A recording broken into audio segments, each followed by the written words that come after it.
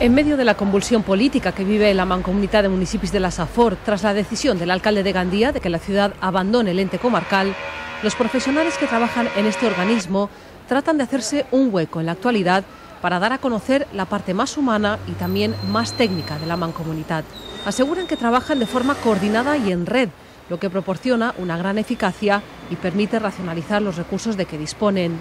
Otra de las ventajas de estos profesionales es que llevan trabajando 25 años, conocen la comarca palmo a palmo, saben quiénes son los directores de colegios, de centros de salud o del hospital, lo que agiliza mucho cualquier trámite. Así, por ejemplo, si los médicos del hospital comarcal o los profesionales del servicio de pediatría de cualquier centro de salud detectan alguna anomalía en un recién nacido o en un niño de corta edad,